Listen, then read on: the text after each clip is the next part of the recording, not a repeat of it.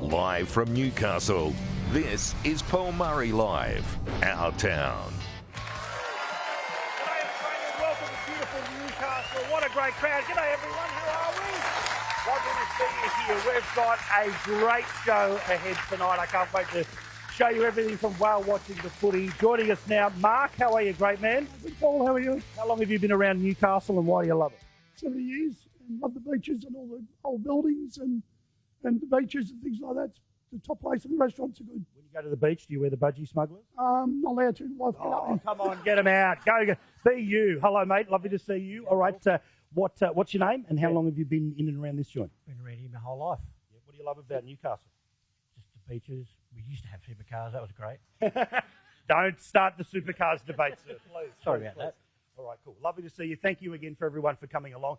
We have got a great night in one of the great cities of Australia. You are going to love every single minute we have for you tonight. But as always, we like to tell you about the news that is in and around. In fact, here is some of what you're going to see tonight here in Newcastle.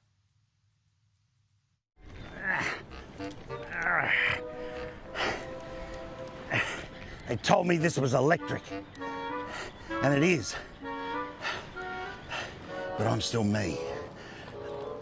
This is going for a walk on the beach.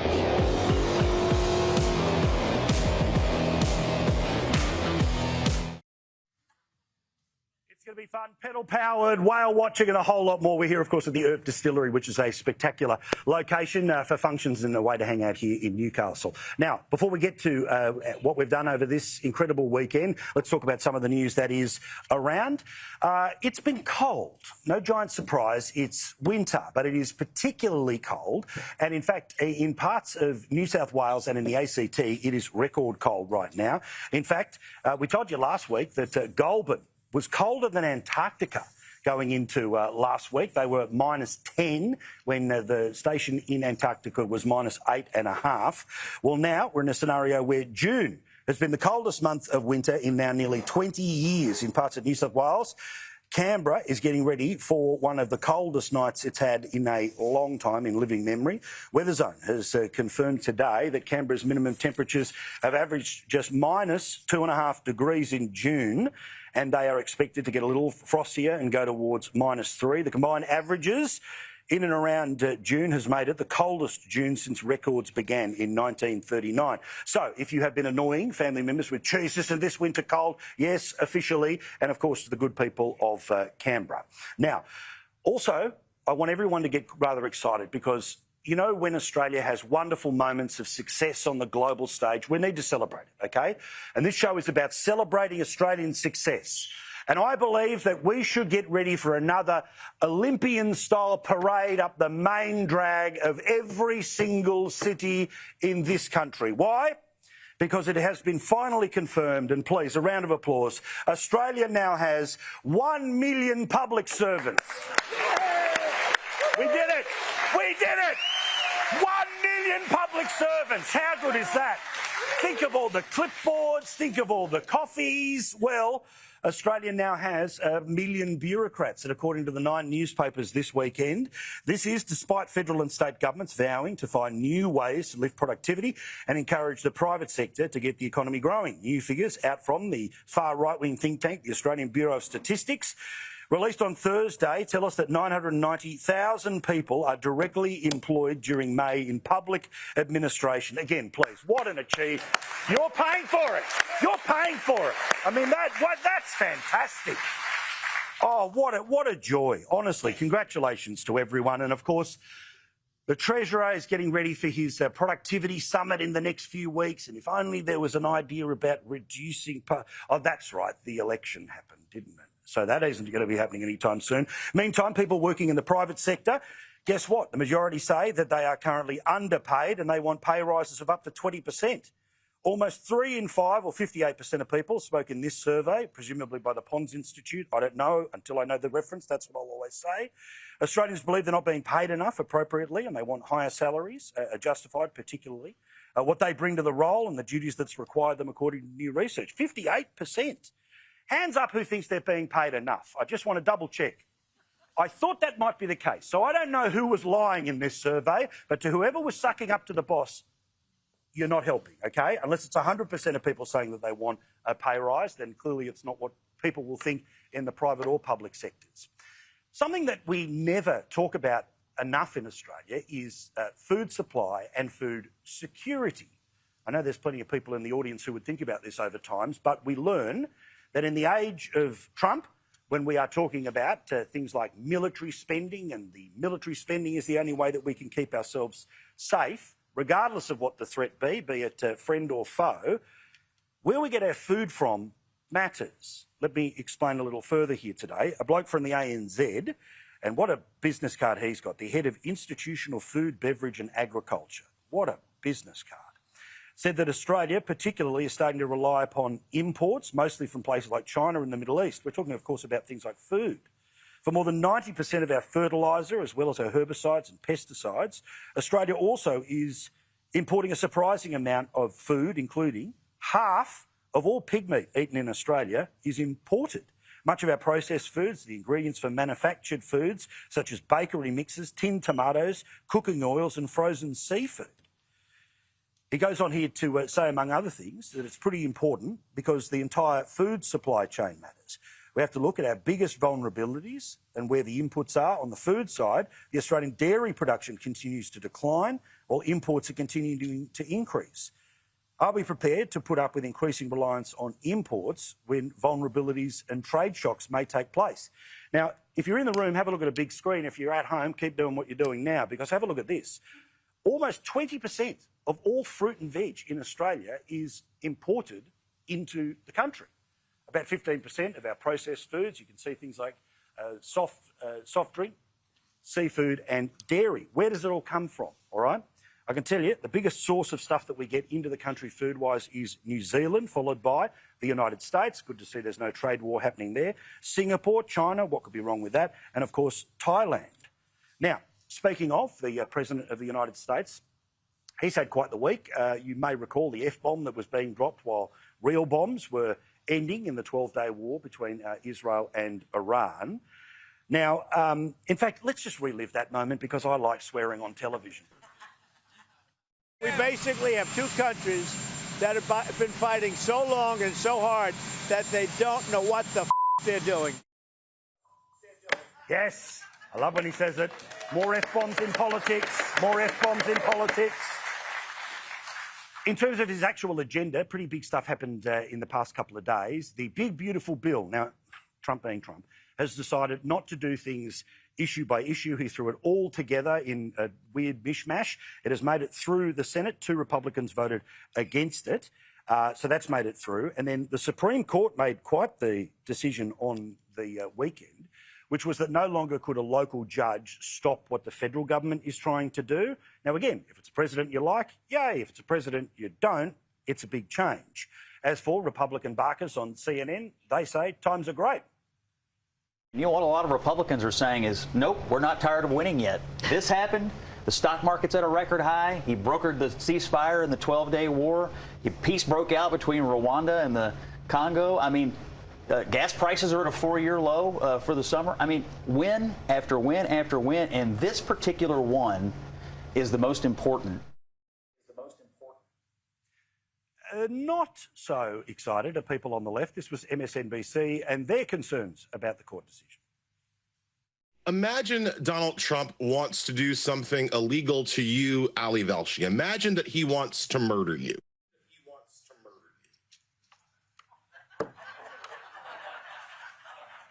Let's talk about Newcastle in this beautiful part of Australia, of course. Just about 90 minutes up the road from Sydney town, but it is a world unto itself. You can see that from Brizzy, it's about 769 k's, Port Macquarie up the road. The Hunter Valley, where oh so many people make the most of both winter wonderland and also Christmas time. Well, Newcastle is a spectacular joint where you can catch a wave at Merriweather Beach or have a dip at Nobby's. You can cheer on the Knights at McDonald Jones Stadium. And, of course, you can take a plunge in the legendary ocean pools. There are spot dolphins. The Nobby Lighthouse is also a beautiful thing that you can ride up to, walk, take plenty of beautiful photos of. And a little later tonight, we're going to talk about some of the great stories in and around this proud part of Australia, and of course plenty of things to see at the Newcastle Museum. About 176,000 people live here. The median age is 37, and apart from being born in Australia, there are many people who will come from England. You will also notice that there are plenty of people who, over the past few days, have been wearing a beanie, particularly in rugby league world. That's, of course, because the Beanie for Brain Cancer campaign, which has been going for many years, is one that actually started because of what had happened to a member of the Newcastle Knights. Mark Hughes runs the Mark Hughes Foundation. Danny Baderis is a legend around these parts, and I was pleased enough to say that despite the fact that the Australian Institute of Sport has declared me an UNCO and an UNCO for life, I still was allowed into the Knights dressing room to talk about this incredible idea. Mark and Danny, thank you for letting a fat UNCO bloke into the inner sanctum of the Knights. Lovely to see you. Great to see you. Congratulations on what you've been able to put together, Mark. I mean, this is now 9 years in. It's a phenomenon, but it's a phenomenon that has very much a personal story. How do you feel seeing beanies all over the rugby league world? Yeah, very proud. It's really great to see the NRL community at large, right across Australia, all getting behind our beanies. And I think, from sitting in these sheds with blokes like this 20 or 30 years ago to be still sitting together fighting a new cause, and that's brain cancer, it's really special. And a lot of my teammates are just right behind me all the way in this, and they do so much. So it's a team effort, you know. It really is a team effort. So your boys, of course, become your brothers, and the brothers are here to help. But how did we settle on the beanie as the way to get the word out and to get some coin? It was pretty easy. During when I was getting my treatments, I was wearing a beanie, and I just thought, you know, beanie and brain cancer really rolls off the tongue well. So we decided to get some schools to wear their favourite beanie and bring a gold coin. They had fun doing that, and we decided to, you know, design our own beanies, and it sort of went from there. So it's been a great journey. We now design 2 beanies every year, and we've been doing it for about 10 years. So, you know, it's amazing. Danny, you probably didn't even need to be asked to say yes to get in behind it. Tell us about this bloke and the admiration you have for him as a bloke who's been able to fight it and beat it, which is crazy. Yeah, a lot of memories obviously on the field, a lot of memories off the field. Lived together for a lot of years. Grew up together, so I know him pretty well, and to see the effects he's had on the community, in the brain cancer community, is just very, very inspiring. Such a humble man, but you go through the figures, what he's done in the community, and the legacy he's creating and leaving is enormous. So yeah. It's a family thing, you know. Both our wives are in boots and all as well. It's married to it. Yeah. We can't escape it. Even if you want to get away. Well, I suppose it wouldn't be a good look if I quit, would it? So I'm stuck. I don't think anyone would forgive you. No, not a great look. But also it's that thing, Mark, where because it is such a difficult and scary thing for people to think about in the diagnosis, and I was reading some of the stats before about the incredible number of people who get diagnosed with brain cancer, where it's every few hours in Australia, is pretty wild. It's not just what you've been able to do when it comes to the beanies, but it's your personal health story as well, because the diagnosis can be a lot shorter than the life you've been able to live. What does that mean to you about the importance of trying to make sure that this becomes a symbol of hope as well? Yeah, well, I'm getting a wonderful run at this. Like, I'm so grateful for, to be healthy and fit and feeling great, whereas I meet so many others that just don't get the opportunities that I get. Families are getting torn apart, and during the beanie round you hear a lot about them, and it's heartbreaking. So that inspires me to keep going, to keep the research going so that we can find the answer to this problem. So it's job not done, but there's certainly a lot of great stuff that's happened. So give us an example about how many years and like the best part of 1 million beanies, how's it helped someone? Well, firstly, when I started this journey, there was 0 researchers of brain cancer around town. Now, at the moment, we've got 24 researchers at the Mark Hughes Foundation Brain Cancer Centre here in Newcastle. We've got 100 researchers across Australia, all connected and wired into this. So we've got 100 researchers all collaborating, teamwork, working together to try and crunch this problem. So That's first and foremost. Our brain cancer care nurses are absolutely unbelievable. They work in Newcastle and regional New South Wales, and what they do for the families, what they do for the patients, they're so much more than a nurse. So we're very proud of that. So. Now, I wanted to ask you about the town, about Newey and what it means to you outside of this weekend. You've represented it, it's loved you, you love it back, but why do you love it so much? Well, there's so many reasons why I love Newcastle. I'm only from 2 hours up the road in Taree, so I'm a mid-north coast boy, but I moved down here when I was 15. So I understood very quickly, especially with the sporting realm and rugby league, what the town and the team means to each other. The synergies along it. You know, we're a blue-collar town, we're a blue-collar footy team, we're a hard-working footy team, a hard-working town, and when the team's going well, the town's going well, when the town's going well, the team's going well. So it just keeps going, and you know, it's a privilege to play for the Knights. I learnt early, from 1997 when the Knights won the competition. I was just a kid coming through. I was lucky enough to be around it. I go, wow, I wouldn't mind doing that one day. And every waking, sleeping minute, I could just work harder to fulfil that sort of that hope and that journey. And in 2001 we did it. So dual premiership winner here. So and I learned how to party in 1997. I was going to say 1997's party. They should build a statue to it somewhere, but I don't know whether it should be standing up or lying down. Or floating. Could be floating. Correct. How long? How when you win a grand final in this city, how long before you have to buy a beer? I bought my first beer last week. No, look, the whole town partied. Yeah. Particularly the first one, 97, was a shock. We'd never seen it before. And it was amazing again in 2001. But the first one, you know, we'd never seen this before, this type of success, and the way the town embraced it and got behind it. And we all partied and had fun. That's what it's about, isn't it? And yeah, and then we got to do it again in 2001. So we thought every 3 or 4 years, this will be fun. We'll do this every couple of years. Yep. And unfortunately, since 2001, we haven't held up that silverware. So we've got to be getting close. Yeah, but you're about to pull a Panthers where you'll win like 9 in a row. So it'll make up for on a run. Yeah, for all of that time. Lads, thank you so much. Congrats for what you do. Your story of inspiration when it comes to your health is amazing. And Danny, that's what mates do. Really Thanks, appreciate mate. it. Good man. on you. Thank you. Thank you. Mark Hughes, Danny Baderas. You can buy these still at the markhughesfoundation.com.au. You can get them from Lowe's, Woolies and IGA. But now I'm going to get all Oprah on you because you get a beanie. You get a beanie. Let's see if we can go all the way. You get a beanie. And you get a beanie, doll. There you go. Love you too. Love you too, darling. All right, let's go whale watching and make the most of the magnificent Stockton Beach. Winter in Newcastle is spectacular. Not just the food, the restaurants, plenty of fireplaces, but right here on the water is the gateway to the great experience of whale watching. It is peak season, humpback whales moving from south to north, and there's only one way to watch it, which is to get out there and have a look at these incredible creatures. Come on. Come on.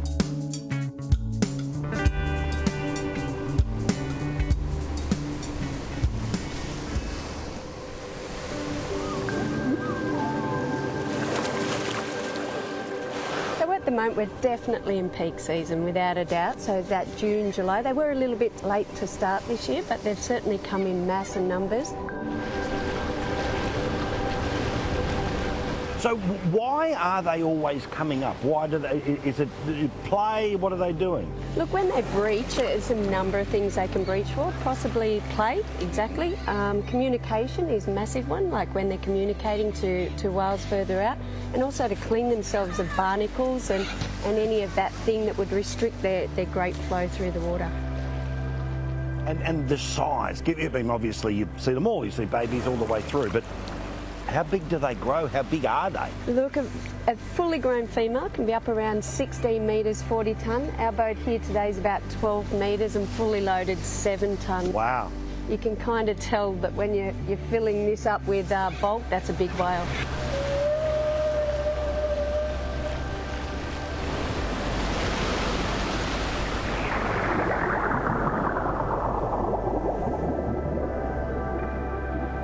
It's even better than you think it's going to be this close to these incredible animals.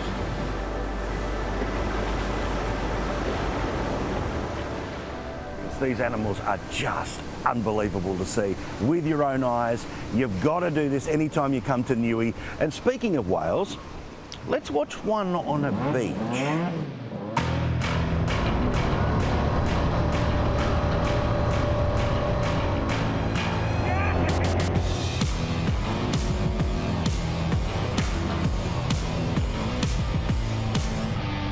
Stockton Beach is legendary. The sands go as far as replenishing the beaches in Hawaii. So bugger going that far, come here, just outside of Newcastle, and this is how you can get around a natural wonder.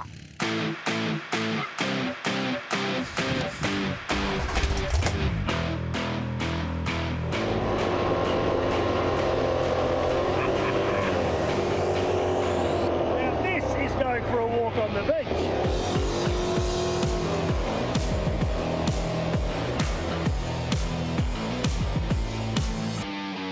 Well, Beck, you don't just have the best office in Newcastle. You've got probably the best in the state. The tour is such a wonderful way of being able to see what is an incredible natural phenomenon, isn't it? It is. It is. It's the largest moving sand mass in the southern hemisphere. Wow. It can be 3 kilometres at its widest, and it's almost 40 kilometres in length. So in all of the time you've been here, you've seen plenty of changes. So no 2 weeks are the same? No 2 weeks are the same. And there's a weather event coming, so next week it'll be completely different again. Wow. I think we should ride some more, though. I think so. Yes!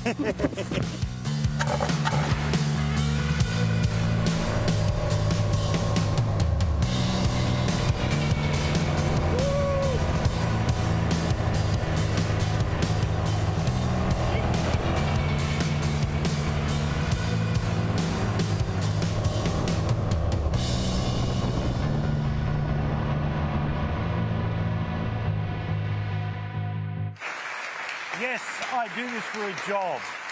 Now, where's Big Al? Big Al? There he is. You can see him, Beck, and the rest of the team at Quad Bike King. They are magnificent. Love you, mate. Thank you so much for a wonderful, wonderful time. Also, thank you to National Parks and Wildlife who help facilitate all of that. There's a lot of really important cultural sites around you should go and see. All right, quick break. And straight after, plenty more when it comes to the beautiful city of Newcastle. And you can see just how unfit I am compared to a professional rugby league player. More in a second.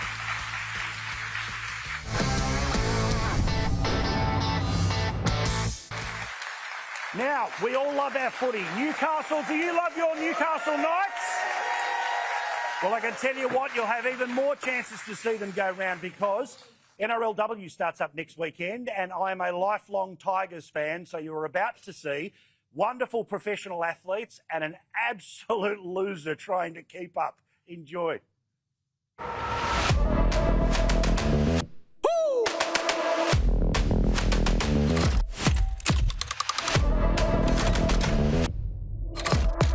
In less than a week, some of Australia's best athletes take to the field for the brand new season of the NRLW. There are more teams, more players, more games, more excitement than ever before in one of the biggest growing sports in the country.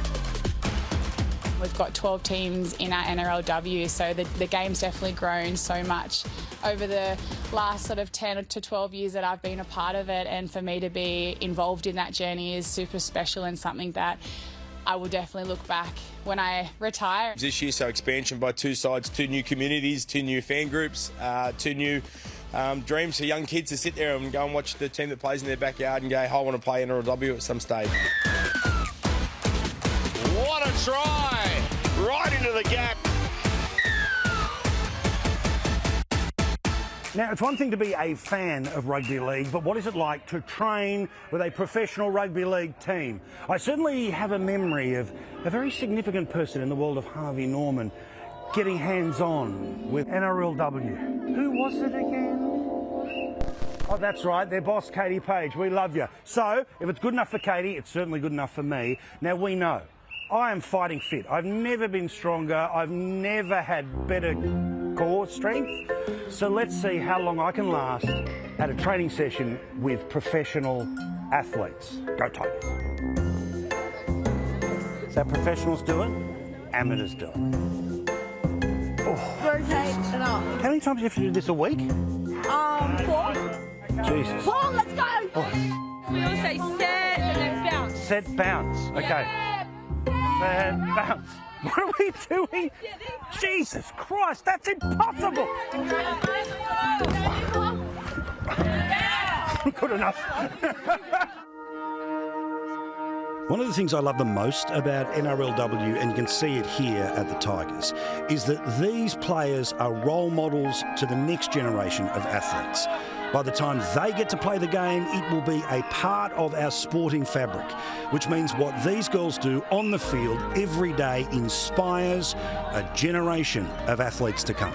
These women inspire me to keep playing sport because I love how they're growing each and every year, and I just want to be like one of them when I grow up. It makes me believe that the NRLW is real and that there is opportunities for me and there's a pathway for me to succeed. I love Kezzy Apps and I love watching how involved she gets with the play and how she talks on the field. The next steps for the women's game is definitely to become that professional and have this as our full-time job. And yeah, our product is so amazing at the moment. I just can't even comprehend of where we can take our game once the girls become full-time. It's in a hugely successful period at the moment, and they'll be full-time at some stage. We can see the growth. It's been going for multiple years now, and players' education, players' skill, players' fitness, players' understanding of how hard it is to play rugby league is just growing continuously. I started off playing junior rugby league, and then I think probably as I got older and started making all the pathways teams, I think it sort of just clicked for me that it could be something I could do, you know, every day sort of thing. Now that I've been in the game for, I guess, some time, I've sort of paved that pathway for these younger girls, and I think that's something that I want to continue to do. I think my club juniors will help me get through to NRLW because we have lots of development pathways like the Tigers in Liverpool, which starts from under 14s and goes through to Lisa Fiola and higher stages like Harvey Norman. We've got 14 new girls who have joined the West Tigers, so I reckon you're going to see lots of new talent coming through, a lot of raw talent, and just girls who are willing to work hard for one another. So yeah, definitely come out and support us playing and cheer us on. It's just exciting that I get to lead these girls. Just, I guess, use my experience and just lead with my actions and try and be as professional as I can and for them to follow. Here she is, Lasana Lutu sets her sights on the in goal. The step off the left, once, two, back to the right. I am pretty quiet off the field, but I think footy really brings out sort of my energy and sort of like a bit of my character. But yeah, it's really helped me in different ways, and I think that's something I'm really grateful for. We're definitely going to be in contention for that trophy this year. This is my last one, I think. I'm going to run up to you. Okay.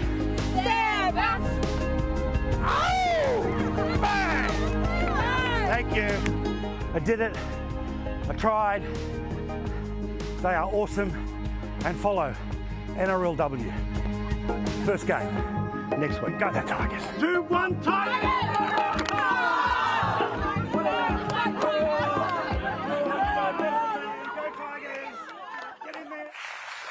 We used all of the footage we possibly could of me exercising.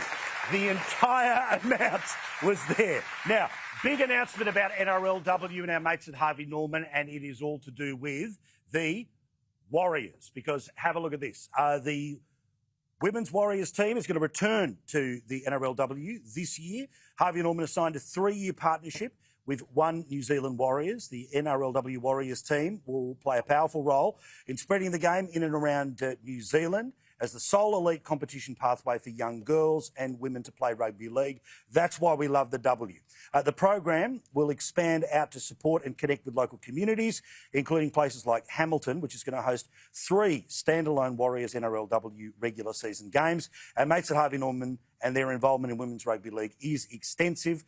It has been a partner in the NRLW Premiership since its inception in 2018, as well as being a founding name rights partner of the NRL Women in League round, which, can you believe, almost 20 years, 2007 to present day. Now, speaking of the Newcastle Knights, please give it up for Yasmin Clydesdale, lovely to see you, and Olivia Higgins as well. Lovely to see you both. So you guys have had incredible success, all right? Being a Gillaroos player, being able to play for your state, winning multiple premierships. What does it feel like now that you've been doing this for a few years and how well accepted it is in places like Newcastle? Yeah, I just can't believe how much it's grown since the inception of 2018, and it's just amazing to see how much it's grown and how many people are starting to play now. So, Olivia, you've won 3 comps.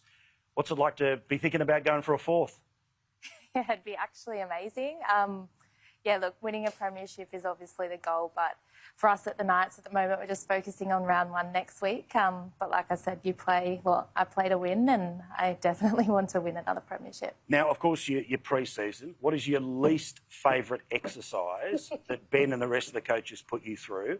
Because I tell you what, as now a professional athlete myself, the warm-up killed me. Yeah, the warm-ups, actually, I'll give it to you, it's pretty hard. Yeah. The warm-ups... No, no mercy, that was a disgraceful performance from me. But still, what's the one part of the warm-up you just, you don't want to do it? Probably I hate lunges, but also like the 1.2, we always have to do like a bronco, so it's like a fitness test. Wow. It always makes everyone a little bit anxious, but yeah, probably that. I would say the bronco. Certainly what I love about NRLW being on TV and also people being able to go and see it is that you do see that with every single year there are more people turning up to watch it with their own eyes. And something I was talking about with the Tigers players was they really want people in the stands, right? So I certainly know that my girls love watching it on telly, but it is time to get off your ass and actually go and watch the game, right? Yeah, no, we're super excited. We have such a great support network here in Newcastle. We're pretty lucky, and we're actually holding the first NRLW Magic round here in Newcastle, so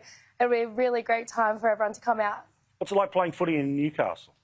It's unreal. I think, whether you're walking into McDonald Jones Stadium or you're going to a local cafe, the people here, they recognise you and they always ask how the season's going. We recently had the Origin girls here, and they couldn't believe just walking from the Novotel to Newcastle Beach, which is like a 1-minute walk. There's people yelling out of their cars. They're asking, who they're, or saying like who they're going for. And yeah, it's really cool. It's a very supportive town, and we love playing here. Good stuff. Good luck this year. Give them a round of applause. Newcastle Knights. Legends, one and all. Thank you, Yasmin. Thank you, Olivia. I do appreciate it. All right, now stay there because I've got a little announcement here, which is whenever we go around the country, we ask people to go into their local Harvey Norman store and celebrate the people who are doing great things in their local community. And they end up getting $2,000 worth of vouchers inside Harvey Norman to be those local community heroes. Congratulations to Helen, who is the coordinator of Mum's Cottage there. They provide practical support, resources, companionship and social community to parents facing the journey alone. Jamie is the president of the Merriweather Surfboard Club, and Matt, who's the general manager of the Soul Hub here in Newcastle, and they provide food and support to the homeless. So congratulations, each and every one of them, thanks to Harvey Norman, but more importantly, the people of Newcastle who nominated them for them all, $2,000. All right, quick break, and back with more here as you're going to see me exerting myself yet again. I don't know what it is about the new air, but I want to get out and see it. More in a sec here as we go e-biking on Paul Murray Live.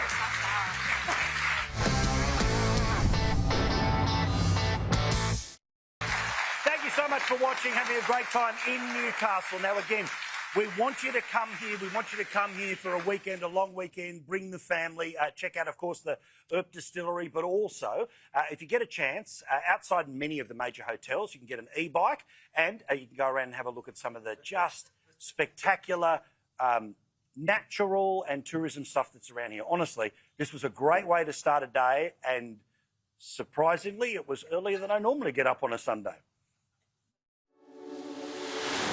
Now, you know me, Sunday morning, you might think I'm sleeping in after a big night watching Formula One qualifying. No, not true. In fact, let me show you. I love to go for a ride. You wouldn't think it, but I've got all the Lycra underneath this. I've got a coffee ready for me at the end of the day. But I want to show you Newcastle the way that I spend my average Sunday morning, which is riding a bike.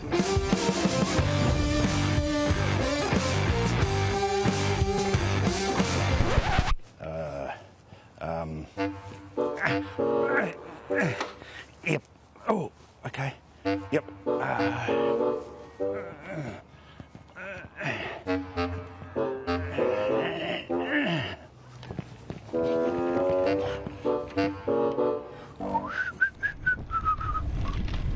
G'day everyone, Sunday morning, Nobby's Beach and the Lighthouse.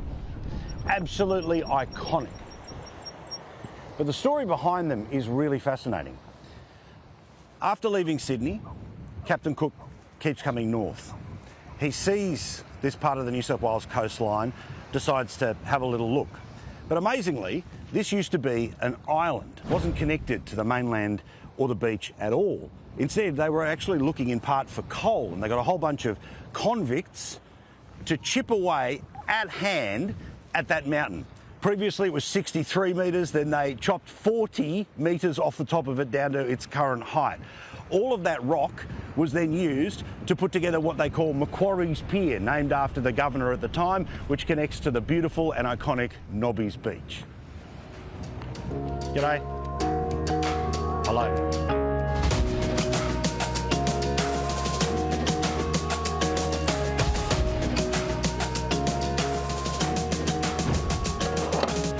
Well, this is stunning. The Newcastle City Ocean Baths have been around since the 1920s. The most beautiful Art Deco facade. They're in the middle of fixing that up. But have a look at this. You can obviously have your little recreational swims here. Or if you want to be a little bit more competitive, like my mate Chris Kenny, who is always at Bondi, you can have a race here. What an incredible spot.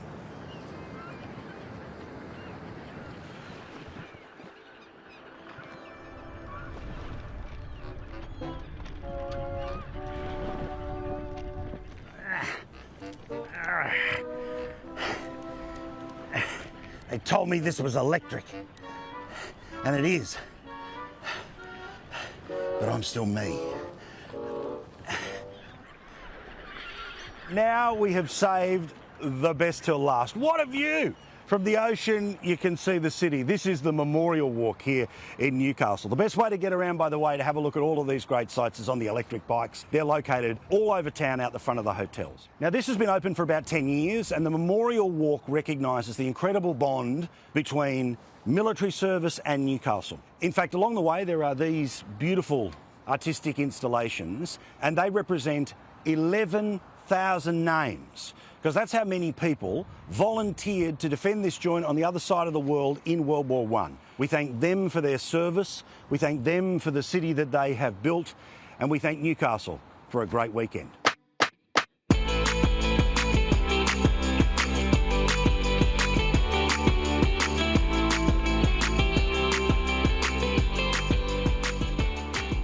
Man who loves Newcastle and has got the stars to prove it is none other than Tim Tillman, otherwise known, of course, you may remember him well. Known, of course, is wonderful chit-chat.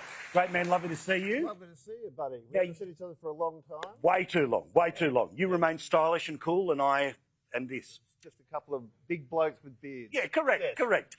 Now, you have put together, and you did it a couple of years ago, Stories of Our Town, which was a whole series of incredible films about everything that tells way more detail and far more factually accurate than what I may have spotted about things.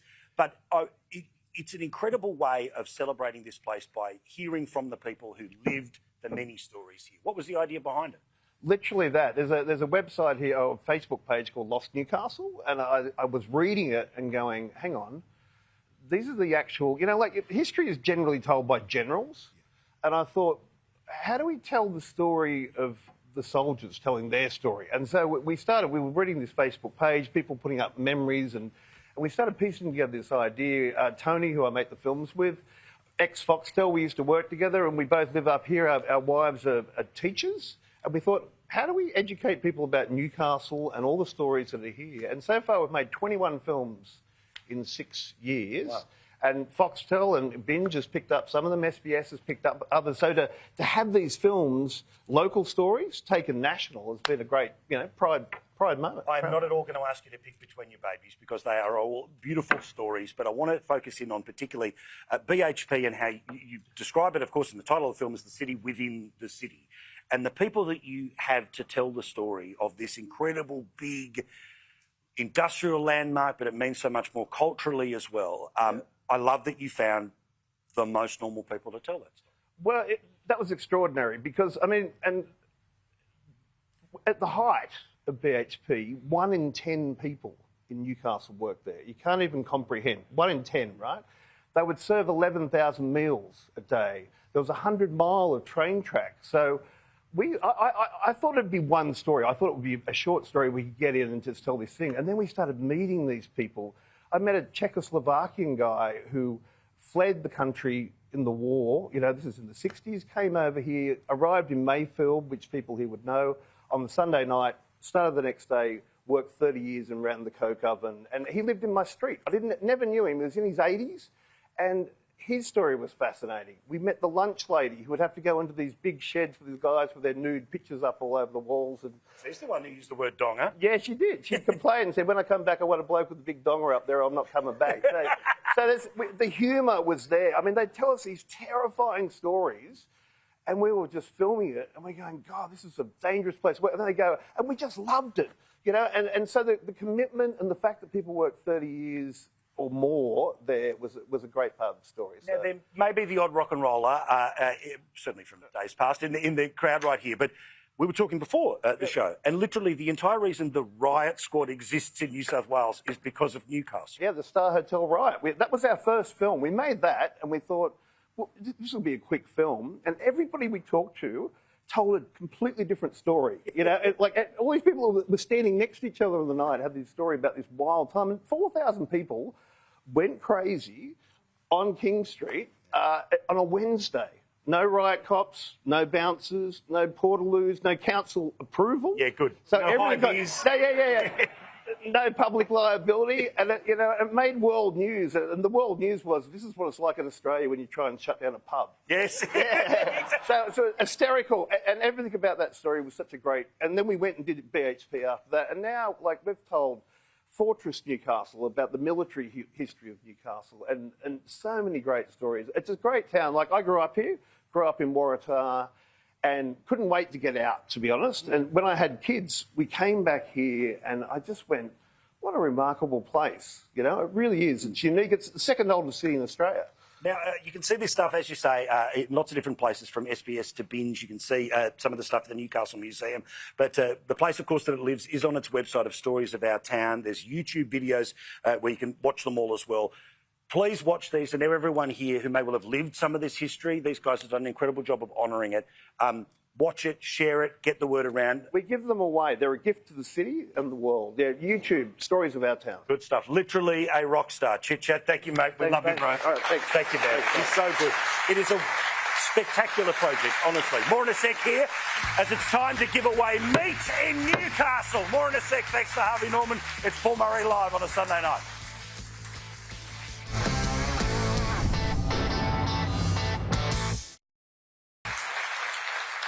A new sponsor, not just of Our Town, but Paul Murray Live, Stockman Steaks. They are a great Australian company and people who really love what we do each and every night, and here's part of their story.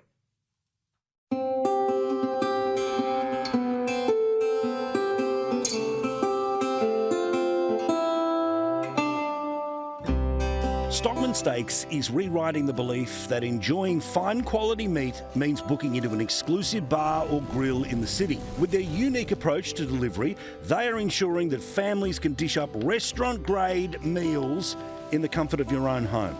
People don't realise that in Australia, meat is normally sent frozen to retailers, defrosted and then put on sale. We cut out that whole middle step, and we have meat that's literally coming from farms, frozen and sent direct to the customers to lock in the freshness. It's so much more convenient to order direct to your door, order exactly what you want. And the biggest thing is we're sending out flash frozen meat direct to the customer, so we're really bringing the farm closer to your table. It is so easy. You can create your perfect box by selecting from any of their 52 meat choices, whether it's beef, lamb, chicken, pork, veal, bacon, and all of it comes with free shipping. And long-time Stockman Steaks customer Maria is absolutely reaping the benefits of just how easy this is. My friend told me about Stockman Steaks, and I jumped online and had a look at the range, and I was very impressed seeing that it was pasture raised, no hormones, straight to my door. Come home from work and the box is there waiting for me, packed really well. There's ice in there, it doesn't go off. Because everything is flash frozen and vacuum sealed on production, people, when they receive a box of meat from us, Whatever they want to store, they can put in the freezer and they can keep for up to a full year.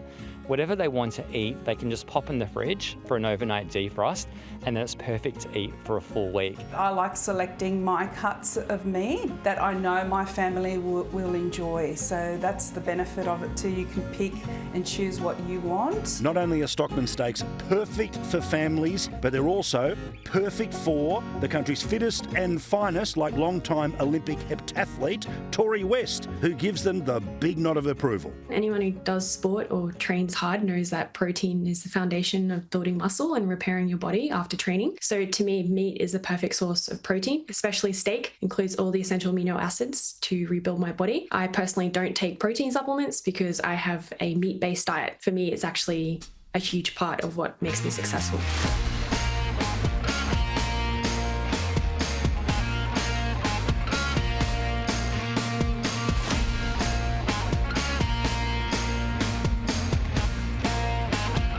I order a Stockman steak box every month, and I actually build my meals around the meat that I have. So it's delivered frozen, I put it in the freezer, and then each week I take out what I want, and then I plan out the meals I'm going to have during the week based on the meat I have. So I really love their beef and liver and carnivore mince. That's not usually sold at supermarkets because people are like, oh, it's kind of gross, it's liver, but it's actually really good for you, especially as a female athlete. Like having the liver helps me keep my iron levels high and ensure I can train really well. We're 100% Australian owned, everything's 100% Australian raised, everything's 100% Australian made. It's fantastic, you know, for our regional farming communities to have extra avenues and extra opportunities. I know I'm getting it direct from the farm into my freezer, and I'll thaw it when I want to cook it. I'm going to make a marinade. This is a really tasty marinade that you can put on various types of meats. Just give that a nice little whisk.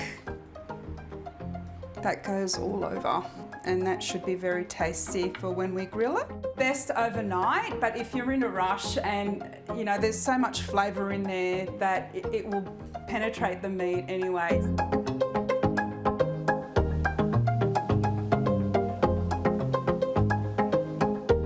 Everything's 100% Australian raised, everything's 100% Australian made, everything is ethically and sustainably sourced, everything is humanely certified, raised and handled. I feel assured ordering from Stockman Steaks that it's going to be quality meat and it's going to be tender and succulent.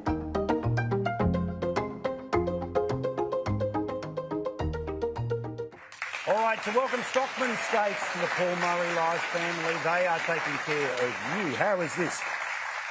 If you go to their website right now and then you enter the code OurTown, you will get a free pack of two 280-gram rump steaks. Their website is stockmansteaks.com.au. Our good friends and program partners at Stockman Steaks have this great offer for viewers of this program. Who wants to win some meat?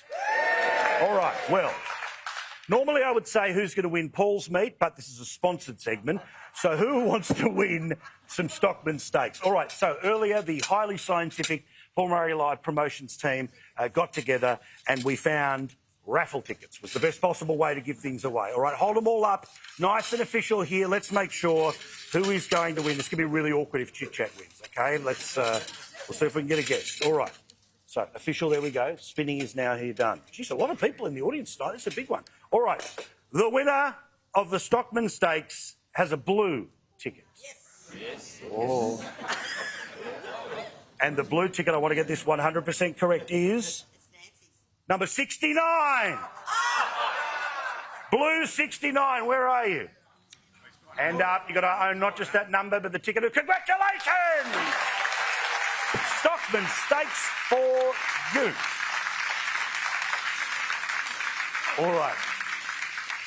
Now, that is our show from Newcastle. Thank you to Stockman Steaks. Thank you so much to Harvey Norman. Don't forget as well the stories of our town, their website and on YouTube. And thank you to everyone who's been so kind to us. Had a good time, Newcastle? Yeah. Excellent. Well, we are in a distillery, and who's looking forward to the next hour after the show in the distillery? Yeah. I thought you might. All right. Mention my name, pay full price. That's the rule, though, I must say. All right, that's our show from Newcastle. Thank you very much for watching. Again, this is a celebration of regional Australia. We're looking forward to going to South Australia. Next month, we'll be going to Mount Gambier, which is a beautiful part of Australia. If you would like to go into your local Harvey Norman store and nominate somebody who you think is a good local hero, well, then they too will get the reward of those $2,000 vouchers. Again, if ever you want to have a suggestion of a place that we should go to, always send me an email, which is paul@skynews.com.au. Back in the Man Cave tomorrow for what is going to be yet another massive week with none other than Nigel Farage, Megan Kelly, and most importantly, you firing up about everything that matters. Again, from everyone here in Newcastle, thank you so much. We'll see you all again very soon. Thank you for your support. Thanks for watching. And that's our show. Thank you very much. The Royal Report is next on Sky News.